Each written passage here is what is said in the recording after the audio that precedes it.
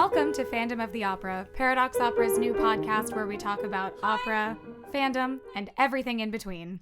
We're your hosts, Alissa. And Gwen. And today with special guest... Chris. Something's going to happen. It sure is. So we're so excited to have our friend Chris on the podcast. I don't remember if we dropped nuggets of wanting to talk with you before or if we just did that in private. But if you are longtime Paradox Opera fans, this is definitely a face and a voice that you know well. But in case there's people who are not aware of your incredible fame, would you tell the audience a little bit about yourself and what you want them to know about you? Sure. So my name is Chris. I come from Maryland, and I'm a voice teacher and an opera singer and a musical theater singer. I have a big passion for bel canto, original historical singing for opera, and how that applies to modern singing. I'm a huge nerd for that, and I'm happy. I think that's our topic today. Oh, yes. And I'm a gamer too, which is really fun. And yeah. Yeah. And we're so excited to have Chris in town as part of our production of Next to Normal. If you are listening to this the day it comes out, you still have a chance to see the show. We will open on Friday, April 17th and run 17, 18, and 19 at the Fruit in Durham. If you're listening to this after that, sorry. But hopefully you're listening to it now and you're in Durham and you will buy your tickets and come to our show. Tell them they should. Get tickets, cowards. Do it, please. So before we dig in, I think we have actually mentioned this when we were talking about just the woes of the industry on a previous episode. And part of that goes into how we just feel about the state of singing. But we've kind of been stitching this together in our discussions throughout the week. I feel great about how Next to Normal is going.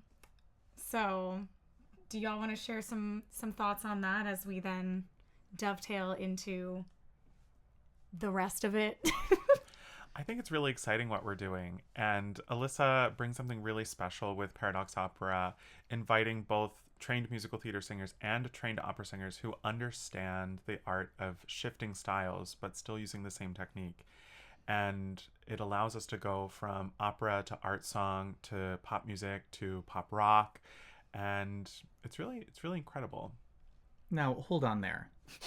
It sounds like you are insinuating that you can sing two different genres with the same voice and the same vocal production techniques. And that sounds crazy town banana pants.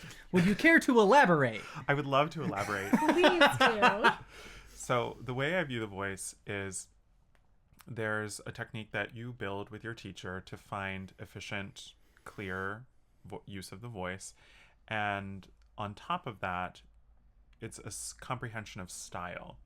And so it allows the singer to have vocal balance, whether they need to project their voice or sing for a microphone or anything in between. And the stylisms that take you from style to style, such as how you pronounce your words and how you add extra notes that make it sound more classical or make it sound more pop rock or make it sound more jazz. And so I would even say that I'm saying that there are more than two styles that you can do with one technique. Whoa. This is heresy, and I'm fucking here for it. Let's fucking go. Sorry, I'm really excited. Great. The Adderall and caffeine are hitting at the same time, and your girl is wired. Well, great. Then ask some more questions. Okay, I will. So I was talking with Alissa last night, and I know that we brought you into the conversation after the fact, about Next to Normal being an incredibly unique experience, considering my past career experience, and how it feels like a radicalizing moment for my views on singing and performance in general.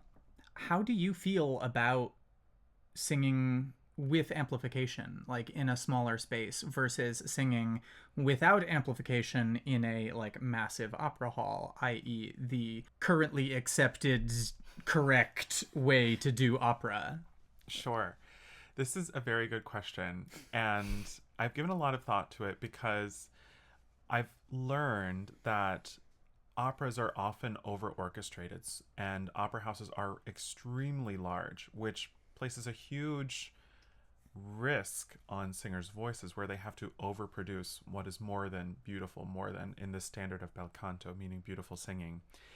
And I've had the privilege of seeing some Mozart operas, which are frequently over orchestrated, meaning there's like double the amount of players in the orchestra that should be there. And I've seen it in a moderate sized theater with a chamber ensemble. The singers didn't have to push or oversing to overproduce to be heard, and the clarity of their voice was beautiful, really well sung. Now, in a similar way with a pop rock musical, the band is amplified, which means an unamplified voice doesn't stand a chance. However, because we are amplified, we get to do what is best for our voice to keep it balanced. And luckily we have a sound designer who can mix our levels a bit.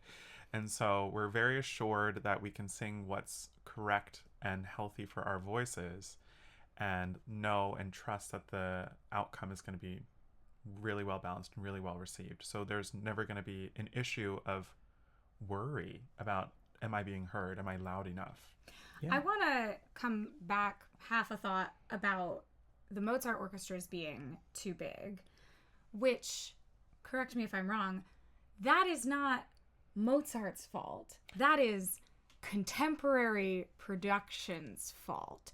That the orchestration, as it is in its original form, is not too heavy. We add players to it that were not originally intended to be in the mix, right? That's true. So that the issues that are being created are new. That's true. The last opera I just did, The Elixir of Love, I was looking up Donizetti's original orchestration, and it was about 26 players or less, which is moderate. Yeah. Which is moderate. And then when you go backwards in time, the ensemble size is smaller, and if you go forward in time, the ensemble size is larger, and also including more prominent instruments like brass and drums, right, which do take up a lot more acoustical space. Yes. Yes. Yes, they do. God damn it, Verdi. Sure, but even still, that we're taking things like Mozart's orchestrations and just saying, well, let's just triple the number of people playing. Why? Because, I don't know, we're obsessed with scale. But I think that obsession is part of why our industry is failing and we are killing voices. And to be clear here, it's not that we are adding extra parts. Right, just more people are playing the same parts. The number of instruments stays the same, but we have like 5 people on the number of parts second violin versus 2 or 1. Right. If you think of it like a choir, like there's 4 parts: soprano, alto, tenor, and bass. And if you have a quartet, that's a small ensemble, but you can double, triple, quadruple. You can have as many people on a part as you need. So that's the correlation here.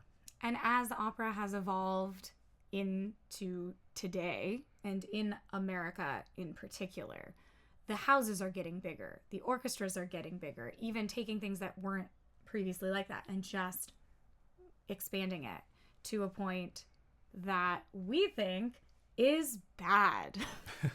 It's self-defeating. Right. Because opera is already wrestling with the perception of being this massive, bloated, antiquated thing that modern audiences can't relate to. And so every time they're saying like, hey, we need to make this bigger and better, it's making it more bloated and less relatable. It's bigger, but it's worse.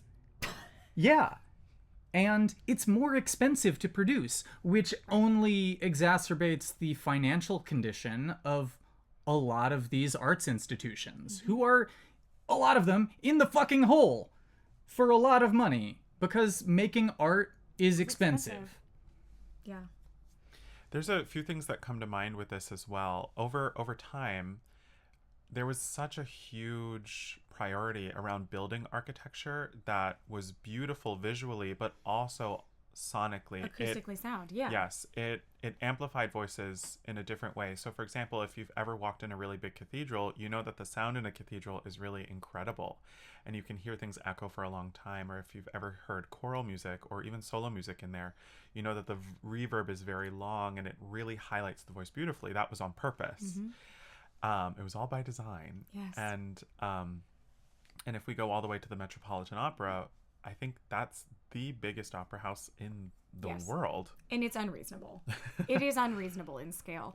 I've been to the Met a lot, and I then hadn't gone for a long time because of the pandemic. And I had this moment the last time I was back, like last year, when I walked into the house and went, this is massive. How does anyone sing in here? And it's sort of funny because I like don't remember having that thought when I was younger. And then we had a break from it and went back, and I was just like, this is stupid. Like, why does this room exist like this? This is unreasonable. And the Met's worst kept secret is they do amplify their singers sometimes. But there's a lot of chatter and feelings about that, and people who feel negatively about it because, oh, opera shouldn't be amplified. And you can feel how you feel about that, but the fact of the matter is that room is not made for an unamplified voice. It's not. It simply is not.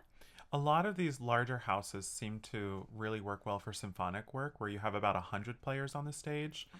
And what I find when I attend operas, like at the Met or even at the Kennedy Center, is that even when the orchestra's in the pit and the orchestration's quite large, sometimes it's actually harder to hear the orchestra because they're so buried, and the architecture is so soft that the just room swallows it up. Yes, it does. And so singers have to work extra hard. So this might be radical to say, but I'm not fully opposed to having some sort of amplification for singers, especially in those houses. And people are so against it, but I would rather hear a well-balanced voice, you know, knowing that hopefully the singers are doing their due diligence to sing as well and as clearly as possible given the parameters of a modern performing schedule. But I would rather them sing comfortably, kind of like the story I was telling about the Mozart operas. I'd rather them sing in a balanced way, because we've seen so many singers go through the Met where their voices start to become overproduced and overdarkened, and they develop what we call them vocal defects, you know, things like such as a wobble or things. Or an actual physical injury. That's true, too. I mean, you see singers having a career of like 10 years max when you used to be able to sing your whole life. Yeah, and, you know, pushing and overproducing the voice is one of the quickest ways to shorten your career. So we want to avoid that as much as possible. So, like, for example, in Next to Normal, a really cool thing that Alissa was helping me with was to talk my parts more. Because primarily as an opera singer, I'm used to producing and self-amplifying. And I'm learning that I don't even have to work as hard to create sound and trust that the microphone will catch me. And it's really incredible. I'm going to radicalize you even further. You can do that in opera too. You can do that in opera too. She's right. It's such an amazing experience. And this is what I mean when I say that Next to Normal has fully radicalized me, because I am able to make choices dramatically and musically that I would not be able to make if I were concerned about being heard over the instrumentalists. That it is so freeing to not have to worry about, okay, am I going to be heard here? And because we have amplification and a sound engineer who is going to be live mixing us, we are able to have a mix of professionally trained opera singers and professionally trained musical theater singers on the same stage, and it's not going to sound insane. Like, To be clear, our opera people don't sound like opera people Well, trying to sing musical theater. Correct, because we know what the fuck we're doing Because and we we're good at our understand jobs. style. Back to Chris's comment about that. But the fact is that even stylistically speaking, the four of us who are we make a lot of opera sound. singers are trained to make much more sound without amplification than the musical theater singers are. And it's so great that we don't have to worry about that disparity in volume detracting from the performance, because Kelly and Bradley are bringing such fucking amazing things to the show. And it would not be half the show that it is without the two of them. I mean, they're the stars. Yeah. They're amazing. It's been such an incredible experience and has really opened my eyes to what is dramatically, emotionally, and musically possible when you're not worried about being heard over an orchestra. You know, I'm going to be very interested to see how this translates to us putting Don Giovanni back on its feet in a couple months. Mm-hmm. Because I suspect you will interact with it much differently than you did before. Yes. Well, I mean, Maybe not, but I don't know. I think that there is a certain question of how much can we afford to do? Like, can we be mic'd? Can we make our dialogue, like, and our music a little bit less? I mean, it's only with piano, so it's not like we're fighting with a massive ensemble. Yeah. But I do know that one of the feedback notes from the first performance was, like, we can hear you guys when you're singing. The dialogue, like, it would be great if you guys had microphones for the dialogue. Sure. But I think that this experience, as you say, has really kind of opened my eyes to the ways that I can use my voice and my body and all of that when I'm not solely focused on making the loudest sound possible, which is what I feel like a lot of opera singers today are most focused on. Yeah. I spent a lot of my academic career trying to figure out how to make the loudest sound possible. Not most beautiful, not most musical or nuanced, just loudest. Will I cut? Mm-hmm. And sometimes I did, and sometimes I fucking didn't. And it's very freeing to not have to worry about that. From a training standpoint, it's kind of disheartening what happens in the collegiate setting, because we are rushed through a process that's supposed to be very natural and very gradual, and to go right to the end product of making the loudest sound possible, which is the current marketable expectation. Mm-hmm. Yeah. But it's not the historical tradition of that sound. And so it comes back to what we were talking about before, about an issue of quality over quantity, or quantity over quality. And I loved what you had to say about your approach to Next to Normal being more artistically dense, because you don't have to worry about producing the largest sound possible. And there was a time where that was the standard in classical as well. And it's something I pay a lot of attention to when I'm looking at new music, literally new music, or new music to me, like when it was composed and how the composer treats a voice and what key I want to sing in that allows me to be the most expressive. Yeah. It's really fun for me to watch you go through this. You were kind of already there, but because I've developed very strong feelings about my own voice and musicianship and artistry that were kind of already there, but that has made me dissonant with the opera community. And that's part of why I just said, fuck it, I'm doing my own thing. Here we are. Hell yeah.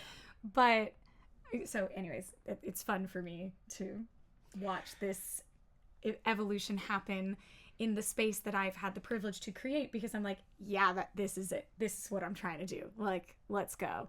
But Chris is someone who also has been very loud for a very long time about bringing back the historical practices of just actually good and healthy singing that really is lost in collegiate training mostly, I would say.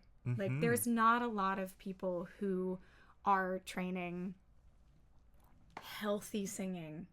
They're training a product. That's a really good point. Right? And I will not put words in either of your mouths. I think singing has gotten so much fucking worse over the last 40 to 50 years than it was before. And there's a lot of opinions about a lot of things. But there's some things that are trackable, that are tangible, that are not just an opinion. Like, careers are getting shorter. Voices are getting harmed. Like, whether or not you like the sound, that's worse. Right? I find it kind of alarming in a way. I mean, science has been on the frontier for about 100 years now. Yeah. And depending on how much you're into vocal pedagogy and the history of singing, sometimes the introduction of vocal science has actually not been as helpful as we think it is. Right. But I find it kind of alarming how prevalent vocal rehabilitation actually has to be for singers. I think it's a big red flag about the state of our training. Yes. And just like the general culture surrounding voice and voice use in the world. Yeah. For singers and speakers alike. And so, obviously, without necessarily putting a judgment value on it, I would love, as someone who is so educated in this and in like historical singing, your perception of what the hell has happened over the last 50 to 100 years. Where did we come from? Where are we? And Where did why? we go? Right. And just as far as like what is going on with training and singing, and you know, a lot of it, I've said this before, I think a lot of the degradation of our artistry has actually in part come from the development of recording technology and the development of the idea of the commercial sound, and suddenly everybody trying to emulate one sound rather than being allowed to be their own person. But there's so much more in it than that too. So I would say the last 100 years are particularly interesting because the early 1920s was kind of the tail end of the last living people who moved from Europe to America, who taught bel canto, who were connected to the tradition. Right. And we saw the birth of American musical theater and Tin Pan Alley and jazz and other styles of world music as well. And what I find most fascinating is that bel canto and world music rely a lot on naturalness. And what's happened with classical is that it has become more and more contrived over time because of our curiosity to quicken the process and to get to results faster and to cut corners. Oh yeah. As well as orchestras getting larger, as people, you know, desiring to put on larger scale productions. So more and more demands get put on the singers, but the singers just kind of, we take it. Right. And so at some point it has to scale back. So like we are starting to see musical theater that's calming back down to like folk musicals. Yeah. So they're getting quieter, which is good. Yeah.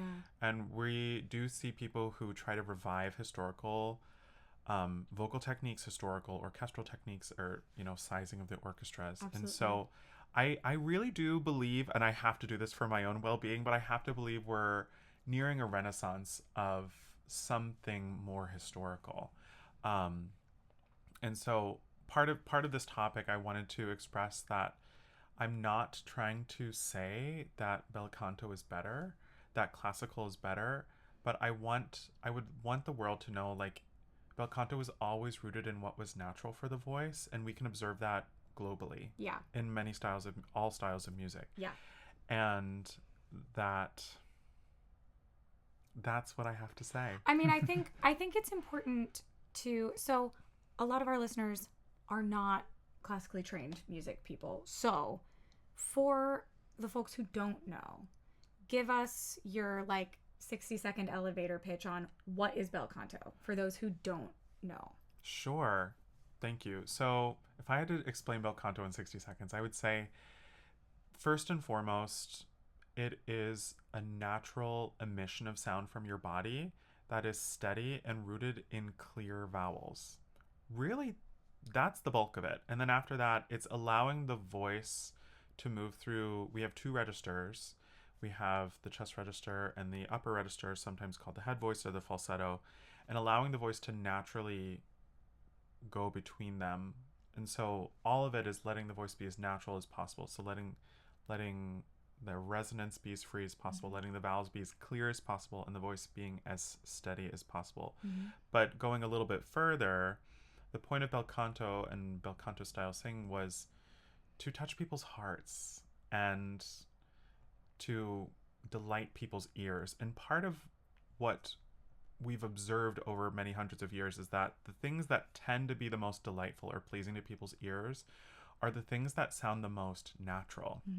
And we can observe that in many styles as well. It doesn't mean we can't enjoy things that sound exotic. Sure, but I think it's important for people to understand, and I think also not just folks who are not in the industry, but people who are in the industry, I think, don't understand. Bel canto is not opera singing.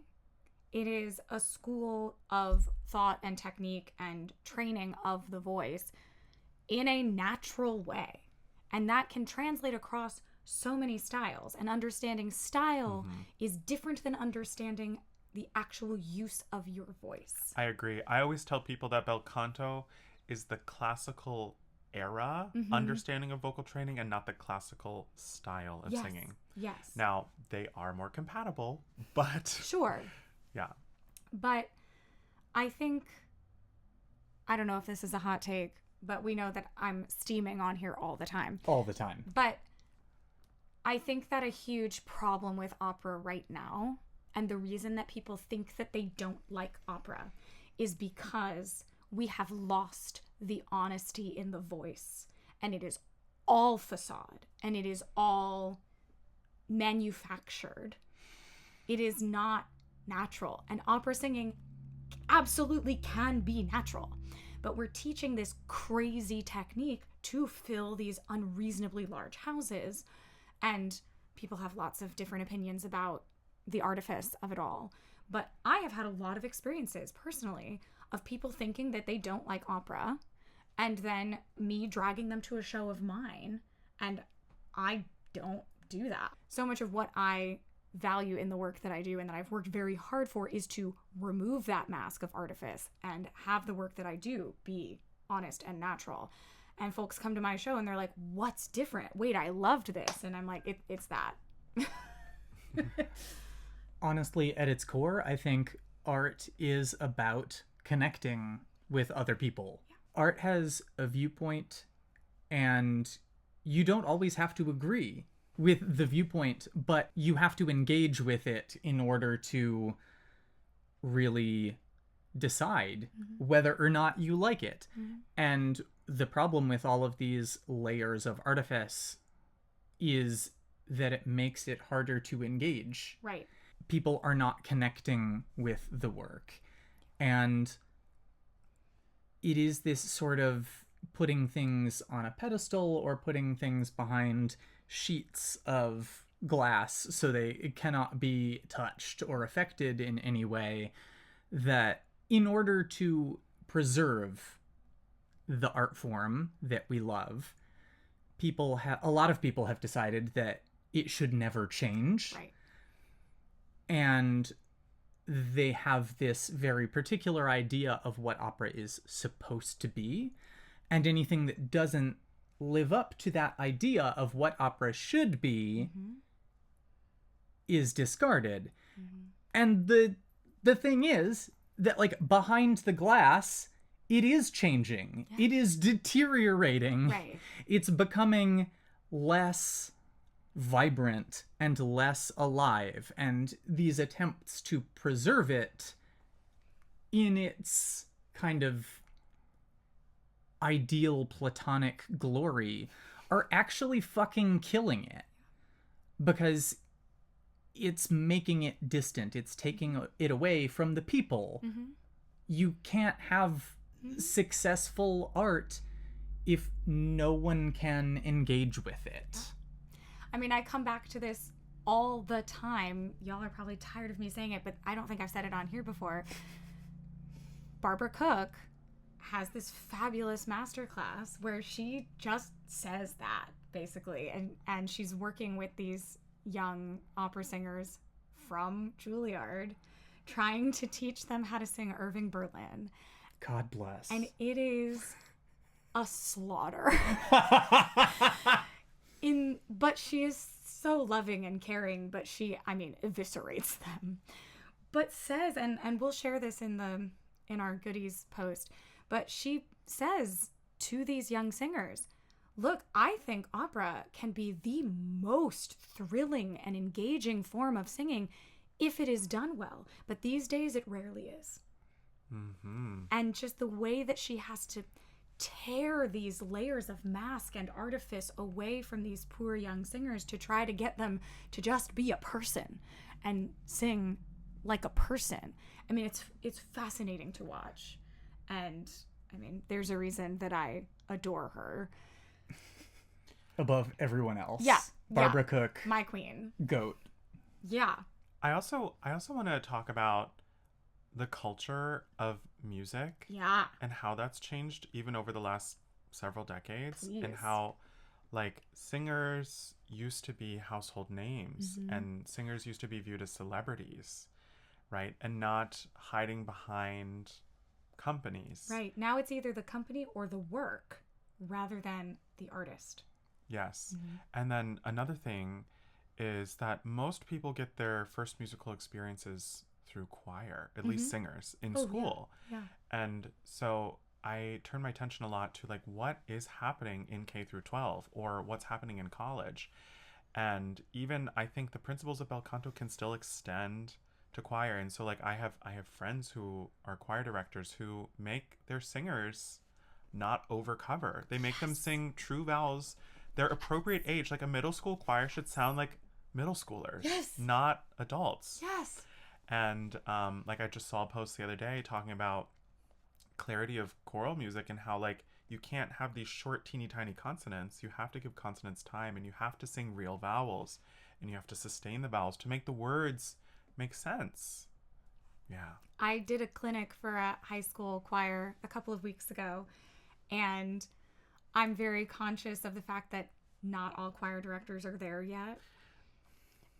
But I rolled up and I said, I apologize. I may say the opposite of some things you've said, but I'm going to radicalize you. And I sat down with this choir and I was like, say the words like a real person. Don't worry about blend. I don't care. I want you to sing these like a real person. And then suddenly we could all understand the words, and actually they sounded so good together. And it feels better. Yeah. And it was like life-changing for these kids. And I hope for the director as well to be like, oh. And I'm like, vowel modification, we don't do that. Say the words. Say the words. The way I have fought with so many choir directors publicly in rehearsal about that. Mm-hmm. But I'm just like, no, we don't need to be doing all this hooty over darkened bullshit. Just say the words and sing with your voice. Mm-hmm. It's going to sound good together. You don't need to change your voice to sing in a choir. Yeah, leave Hootie where it belongs, with the blowfish. Not the owls? No, Hootie and the Blowfish. It's a band. The band. Oh, I don't know things. You're so young! Oh my god! I live under a rock. I live under a rock, but I know Hootie and the Blowfish. Have I heard any of their music? No. Yeah, I couldn't tell you a single one of their songs, but I know that they were a band in the 90s. Well, we'll all learn together and we'll share one in the notes. We sure about will. That's going to be great. I think from here the question is, where do we go that. Yeah? next? What would you say is the ideal path forward for the art form as a whole? I'll start by sharing a story from, I was in a class in grad school. It was audition skills class. Ooh. And I said to my teacher, I was like, I feel like I'm not a good candidate for competitions or auditions because I have a lyric voice, meaning my voice is a little bit lighter than the marketable sound, which is big, hefty, Loud. and loud. And for those of you who don't know, big, barking, loud sounds do not project well. versus very focused, clear sounds. So no matter the size of your voice, you can still project well. It doesn't have to be loud up close. Yeah. And I was like, it's really dismaying, and it discourages me from taking opportunities because I feel like I'm not going to be selected because the people behind the table either don't know or only want the marketable sound. Right. And so I remember very vividly, he told me, it's like, it's our job as artists to show people, the people behind the table and audiences, our best product and what we do best, and not let them dictate what we're supposed to do, but we show them the highest form possible of our skill, and that represents the art that we do. I feel like that is the goal and the ideal. And I feel like so often in the large majority of collegiate settings, we are told to do the opposite. That young singers are not emboldened to do that. And they end up being told to play the game, which never works. And it's just a whole mess that we get into. But I will say as well, I cannot tell you how many auditions I have taken where the feedback I've gotten was, you should go to Europe. You would work in Europe, but you'll never work in America. I recently got that as well. I was coaching an aria with a Canadian conductor, and he was like, what are your goals? And I was like, well, I thought I wanted to travel the world when I was younger, but I'm actually really interested in investing in the local art scene near me. Yeah. Because we can't just have a few hubs around the world. Right. Where we're not even seeing the highest quality of art. Right. We're going to have to start at the bottom. And I like staying home too. Hell yeah. And, you know, because he said, like, he told me, like, you would work really well, like, in Germany or in Europe. Yep.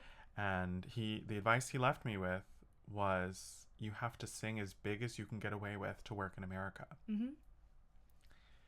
And that's only if we allow that to happen. Right.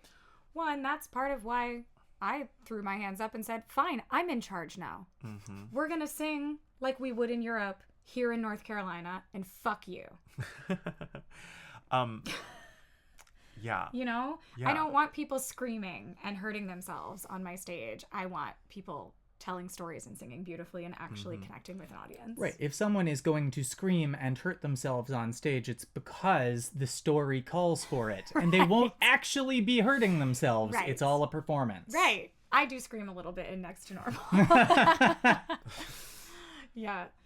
From a voice teacher's perspective, something that clues me into that, I think we're on the verge of a renaissance of some historical ideals, is that teachers are being more visible about kind of rewinding the clock to these historical techniques, and singers are showing off the techniques as well. And it's not easy. No. But the visibility matters because part of the work is bringing everyone into the culture of singing so they can appreciate, like, wow, that was really impressive. That's what you're doing. But like, and people know when things sound unnatural, right? They might not always want to admit it, but people have a good ear for what sounds natural or unnatural, or what sounds in tune or out of tune in most cases. And classical is kind of the one thing that people just don't touch. They're just like, yep, that's good. This is something I've talked a lot about, that I'm not 100% sure how we start to shift this culture, but you are right. Audiences, no. But they've been fed through culture this idea that, like, oh yeah, like, let's say whatever's happening at the Met is the highest level of this artistry, of this art form. This is amazing. And so they develop this thought process of like, well, I'm being told this is amazing, and if I don't like it, there's nothing wrong with them, there's something wrong with me. It's because I'm not cultured enough. Even though they know if they don't like it. And so we end up in this weird cycle of people not really being able to be honest with themselves.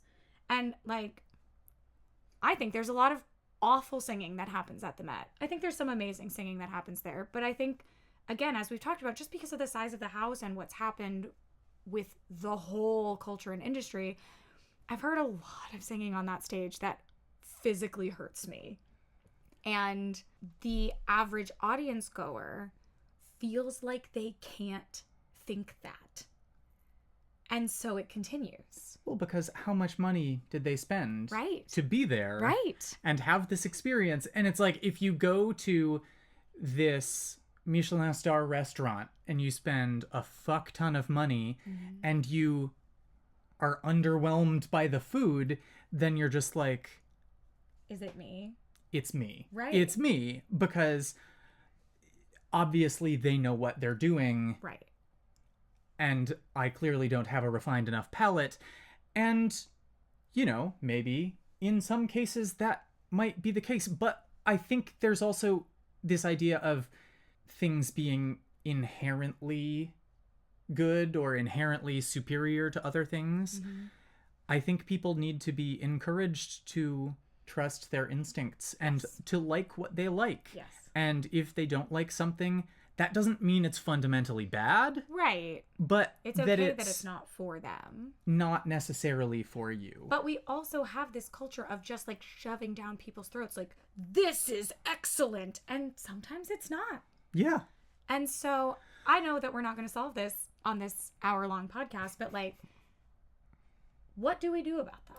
I would love to draw a parallel to something I was told about collegiate study. Please. Is that in the top universities and conservatories, you're going to find well-meaning teachers who were hired for the visibility of the school and selling a degree. And that you're more likely to find pedagogues who understand the whole lineage, who are really effective teachers in the middle of nowhere, all across the country. And so I'm not complaining, but I would love one day to have some influence on higher education. And I can't break through because I don't have a doctorate degree. They want to see the paper, but they won't try. They won't try my level of pedagogy, you know? And so, or I don't want to relocate because I like staying at home. Right. Well, that drives me crazy because I've had the same experience. But my teacher, who is still my teacher, who I think is the best pedagogue I've ever worked with, doesn't have a doctorate. No one at my grad school, none of our voice professors had doctorates. And we had some of the best training that I've ever seen. Doctorates are useless in music. Sorry, I said what I said. I'm not sorry. Actually, they're fucking useless. In performance. That's what I said. No, you said in music. I mean, if you want to be an academic and just shove your nose in a book, like, sure, get a doctorate. But if you want to... No offense to all of the musicologists out there. I love you and respect what you do. Right, but it's not the same as being in the work of performing. And... Yes, the academic side and the performing side are distinct things. Not and that there's nothing wrong with admitting that. Yeah, and not that there's no value in research if that's what you want to do.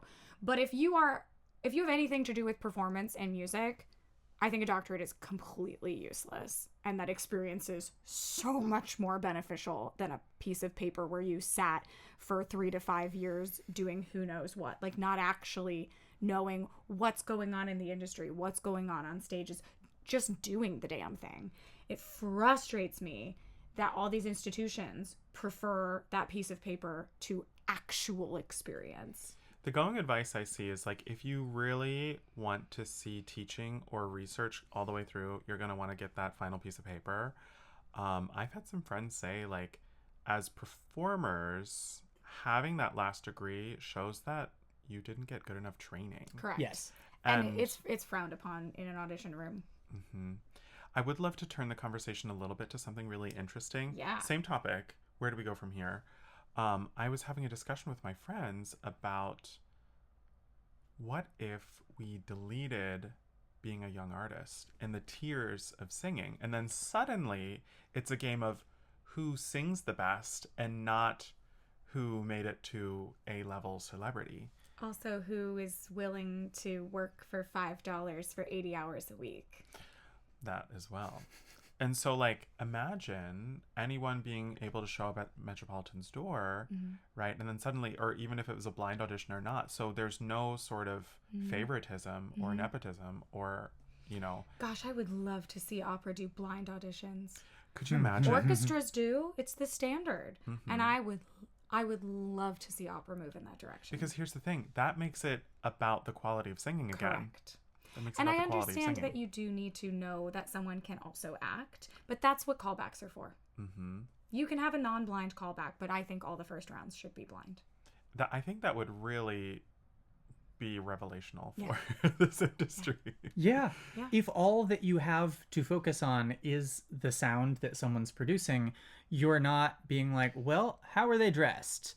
Are they conventionally attractive? There's other stuff that gets all wrapped up in the audition process. And we had the discussion about auditions on the podcast, and the idea of like, there are certain things that you're just not allowed to wear to auditions, and it's bullshit. Well, and I said this on that podcast too, as the person sitting behind the table now. That is such a bizarre thing to me, because I can tell you that never, not once, did it even cross my mind what people were wearing in my auditions. Yeah, I mean, honestly, if you're focusing on somebody's outfit instead of their singing, you probably shouldn't hire them, because... I mean, either there's something wrong with you or they're not a good singer. I think we really need to get more vocal pedagogues behind the tables. Yes. And educating the ears. Oh my gosh, this topic. Speak on it. So, like, a lot of music educators in K through 12 aren't necessarily voice people. Right. Sometimes there are instrumentalists who teach choir or voice method classes, or, you know, choral conductors. They only get like one voice method class. They don't get the diction classes. They don't get all the vocal pedagogy. They get choral methods. Yeah.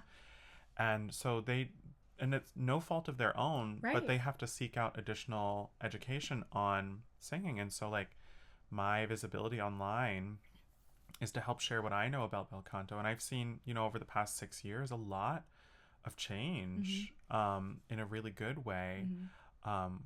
But I think we need a little bit more reverence and spotlight on the people doing the historical work. Yes. And put them behind the table, give them a little bit more, you know, spotlight. Not necessarily like it has to be about them, but like to share what they know in the choral room, to share what they know to conductors and even composers. You probably both know this, that there was a time when opera composers took voice lessons. Yeah. And they knew the vocal instrument. And it's so clear when a composer knows how the singing voice works versus when it doesn't. Yeah. I mean, look at some of the biggest opera composers right now. Jake Heggie knows the voice, right? And then on the flip side, you have someone like, I don't know his music as well, but Nico Muhly, less so. Which is not to say that anyone's quality of composition is better or worse, but it's just clear in some of the writing and what is idiomatic and what is not. When is a voice being treated as a voice versus when is a voice being treated as another instrument in the orchestra? And on top of that, that close relationship between composer and singer that used to be at the core of creation is not as much. But when it is, it's very apparent. Someone like Kevin Puts, who is always writing for specific people, you hear it so clearly in his work because they will give him feedback as he's writing. I mean, I think this is one of the funniest stories I've ever heard. He works very closely with Renee Fleming now. And he wrote a song cycle for her, and he sent her a draft, and she wrote him back and said, "I don't want to sing this one note ever. Don't write it in the piece."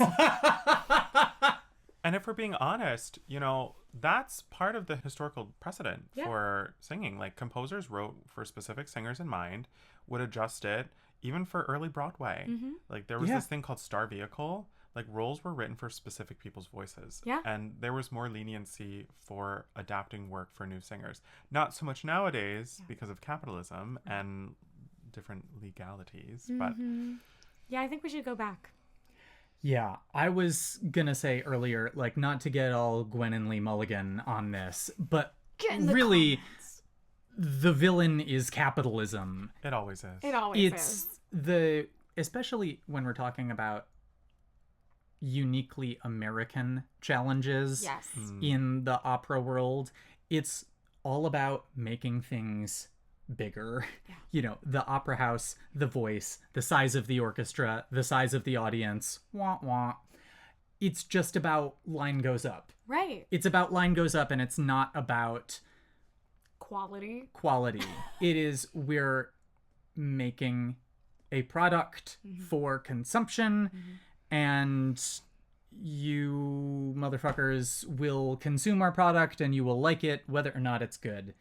There's so much about American culture at its core that is fundamentally anti-art. Yes. And I think that sucks. Yeah. As someone who was born and raised in America, do better. Yeah. Well, and that speaks to a frustration of mine now that I'm in the business side of this, that you hear people talking about how they program their seasons and they just have to do the shows that sell.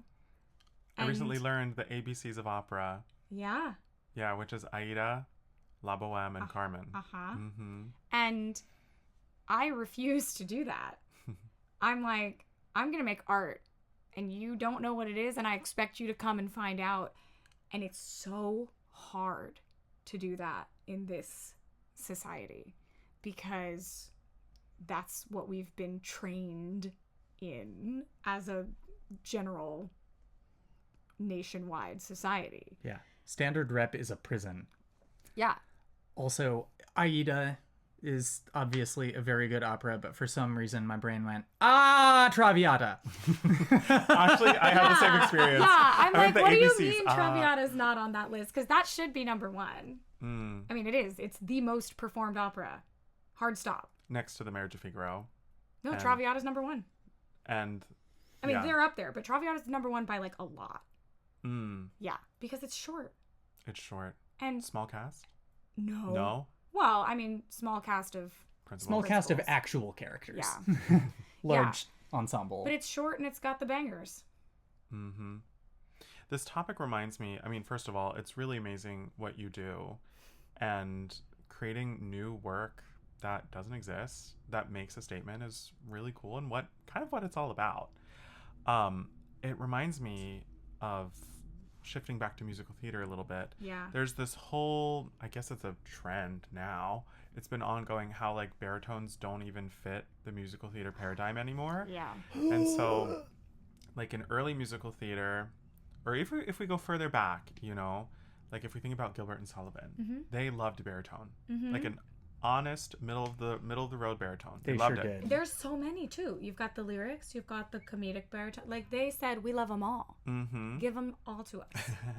And we get to early musical theater, and it starts to get a little bit more bass baritone. It gets a little bit lower. We get mid-century, so we get starting the rock and the Sondheim and all those sort of things. Sondheim loved a baritone. There were some baritones around there, but now in this contemporary Everyone's a tenor. time, everyone's a tenor. And like I think every voice part is one voice type too high, so everything just needs to be brought down. But Joshua Henry was making videos on TikTok and Instagram about the baritone. He was like, well, if you want to make it on Broadway, Broadway's an exclusive club. Like if you want to sing on Broadway and you're a baritone, you just have to learn to sing the notes. Not that it's completely unreasonable, but it is extremely taxing for some people who don't have access to training, XYZ. We could open that topic all over again. But his advice, his going away advice was, if you don't like what you're seeing, create your own work. Write your own songs. And so it all comes back to creating your own work, which is not easy. No. And like finding composers who are willing to collaborate with you and write for you. But like, how cool is that? Yeah. I would say finding the people who want to collaborate is not the hard part. Finding money and finding an audience is. Yeah, and like asking people to share their precious time. I mean, it's always capitalism. If we just bring that right, it's always capitalism. Like asking people to share their time, like, because people want to invest in what they can guarantee will be a worthwhile experience. Yeah. People are much less likely to take a chance. People are very risk averse right now. And it has been that way for a long time, and it's not getting better. No. Oh, no. Well, and especially the way everything is sort of crumbling around us right now, it is just getting worse. And one thing that I've been loving to keep in mind is like absorbing art into your life and choosing joy and finding laughter in art is an act of rebellion, which I think is so cool. Because it keeps your spirits up and it reminds us of why we're human and the values that we stand behind. So, buy a ticket to Next to Normal. Yeah. Well, and you know, speaking of everyone's a tenor, we got 2 baritones here playing 2 tenor roles. Oh my god. Yeah. The notes that I have to sing in Next to Normal, this is part of what I was saying earlier about being able to do things in Next to Normal that I couldn't in an opera. And part of that is about singing over the accompaniment, but a lot of it is about the fucking tessitura, because my god, Henry goes over 2 octaves. The full roll has, I think, a low A and... I think you have a G. A low G, yeah. The roll has a low G and a high, like, A or A flat. There's one B flat. Right, but we said don't sing that. I decided not to do that. Yeah. But the approach to it, I am singing all of these notes that I would have a really, really, really fucking difficult time singing if I were trying to carry my full operatic voice up into that register.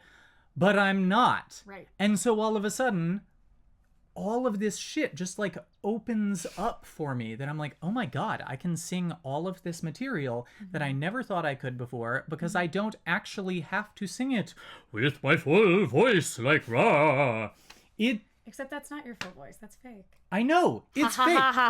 But that's what people think that's what they're going to get out of an opera singer. Yeah. And so it's really cool to get to play with the registration and the color of my voice and the weight of my voice and really do things in a way that I would not be able to on an operatic stage. Yeah. And it's so exciting and fun, and I'm just having the time of my fucking life. Hell yeah. And that ties back to earlier how we were talking how bel canto, you should be engaging both of your registers. And like, if we want to bring gender into this really quickly, there's always yes. So historically, right, some of the earliest records we have from bel canto is that the natural voice, meaning the chest voice, was only 12 tones big, which is an octave and a half. Yeah.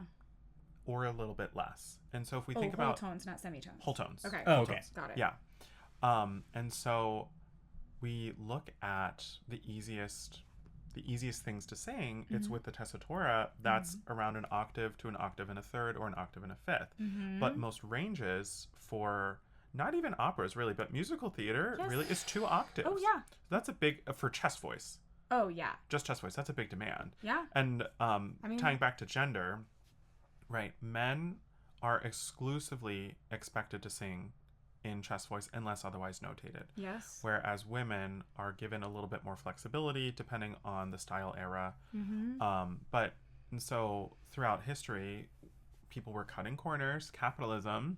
This was in the 1800s where they stopped training women's chest voices and they stopped training men's head voices, which became part of the standard in vocal training today. And so one thing I've been really enjoying exploring in Next to Normal is the use of my head voice. Yes.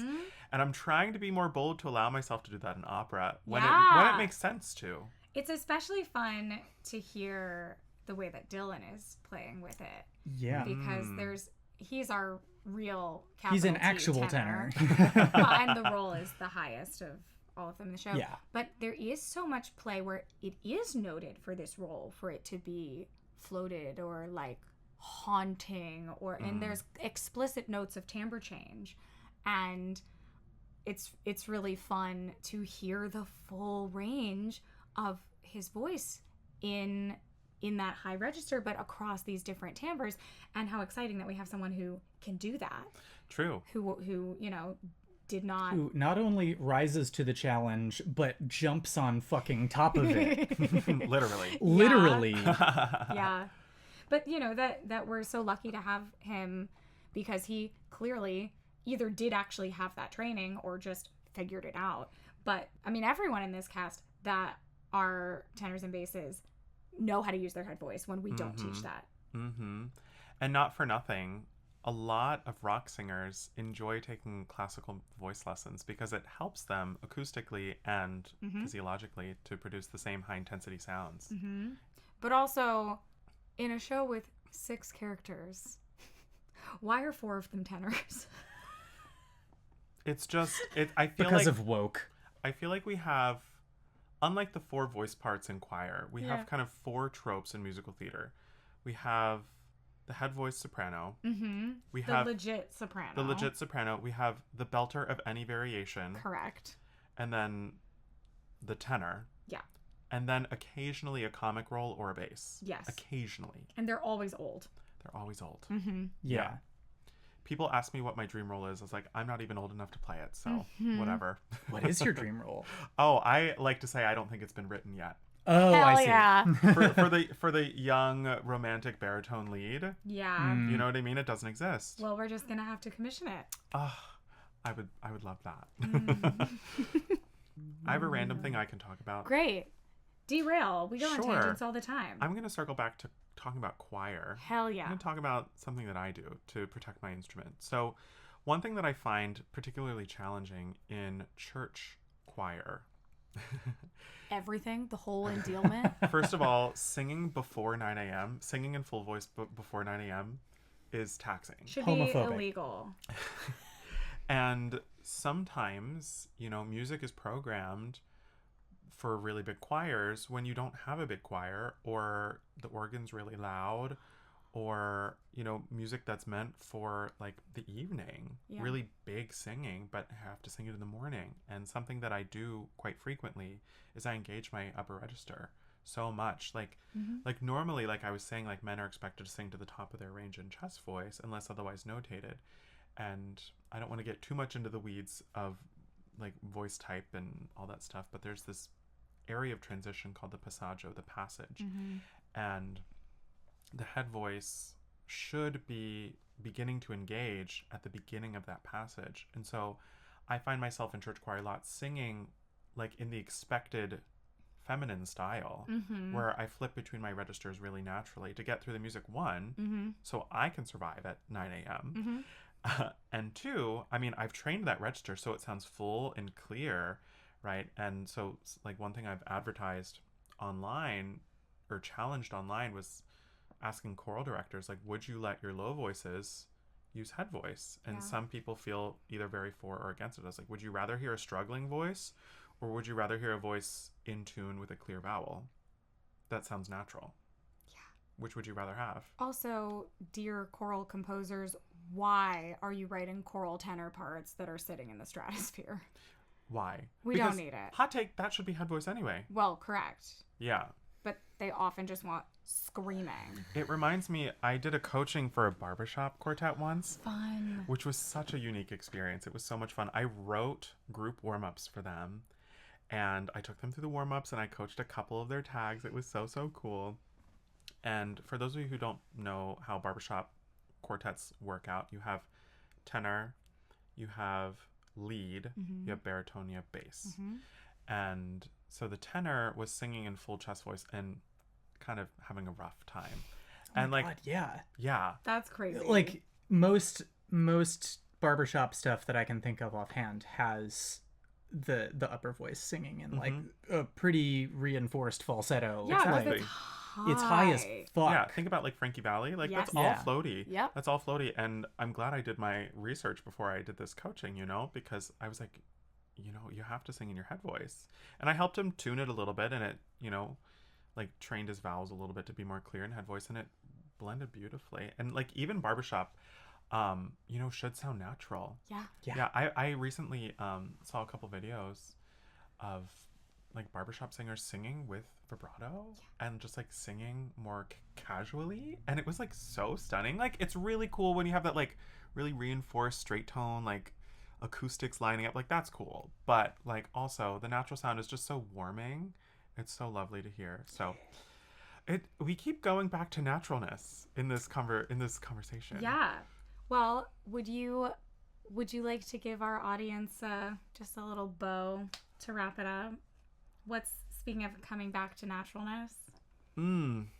I would say that whether you consider yourself a vocational singer or a hobbyist singer, or you just like to sing in the shower, know that your voice is capable, and listen to your voice. Your voice tells you everything it needs to know, because nature will take care of you every time. If you give in to the nature of singing, it will reward you.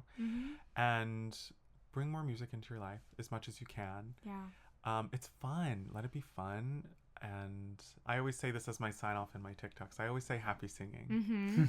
And, you know, I will say too, for anyone who may be interested in dipping their toe into voice lessons or singing in choir or community theater, or if you're someone who does do it and is feeling discontent, not to be like, come and study with us, because Chris and I both teach online, but I would just like to encourage people to trust their instincts, because there are, unfortunately, a lot of teachers in all different walks of life who don't know what they're doing.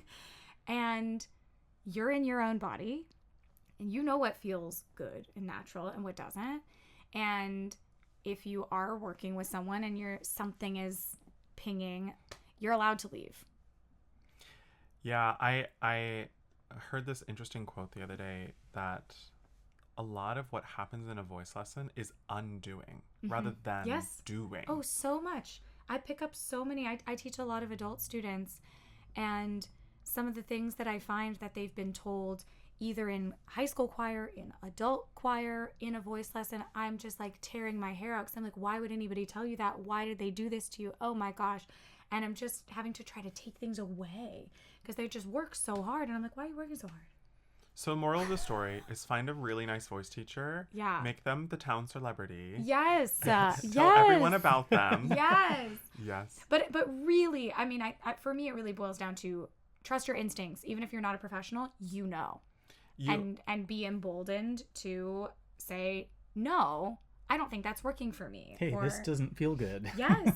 If you do I mean, I tell my students all the time, I'm like, look, I'm not in your body. If I tell you to do something and it doesn't work for you, tell me. Yeah. Because I don't know if you don't tell me. I tell my students, like, no matter who you see, like, I know you love working with me, but you will always know your voice better than I will. Yeah. Always. Yeah. And same thing too. I'm like, look, if this is not working, go find someone else. I'm not offended. I want you to do what you need to do for your voice. And I think a lot of young folks in particular feel like they get trapped sometimes. I have a friend who just got into a bit of a sticky situation at you a told me about that. college. Yeah. And their voice teacher is a celebrity singer who has no experience in vocal pedagogy. And in fact comes from a lineage of poor vocal pedagogy. More tea on that off camera. But their professor was like, what would the other voice teachers tell you to do in this situation? And my friend was like, that's your job to tell me. Like, what should I do? And the student was recently scolded for seeking training outside of the university from a very renowned voice teacher. And so it became a whole thing. And eventually my friend was able to switch studios in the school. But like, there's a lot of hard feelings and shame around, switching teachers. And there shouldn't be. I also have a friend who switched teachers in grad school, and it was mega drama, and thankfully for them it worked out and they got the training that they needed, but the drama followed, and I'm like, can we just not? Can we just not do that? I would love to solve all of those problems with my vocal academy in a castle. That's my dream. Right? Yes. Let's do it. If anyone wants to give us a castle, Yes. give us a call. Perfect. Yes. We can be trusted with a castle. We can. Yeah. And you can stay there. Yeah. And come and get really good voice training. Yes. You've been listening to Fandom of the Opera. The music you heard at the beginning and end of the podcast is an excerpt from Calling for Jane by Rachel Dean and Aaron Reifler. You can find us all on social media. Me at Divatron9000. Me at Barrett Owned. And me at Chris_Fotis. Highly recommend you go and give Chris a lot of love. He is wonderful. Thank you so much for joining us. If you like what you've been hearing, please consider subscribing, liking, rating, commenting on your platform of choice. And you can also join our Patreon. We have both free and paid tiers where we post a lot of fun behind the scenes content. And it is thanks to your support that we can continue to make things like this. Thank you especially to our patrons on Patreon, Cindy, Chuck, and Olive. If you have questions, comments, or anything you would like to hear from us in the future, you can email us at fandomoftheoperapodcast@gmail.com. Thank you so much for listening, and we'll see you next time. Bye. Bye.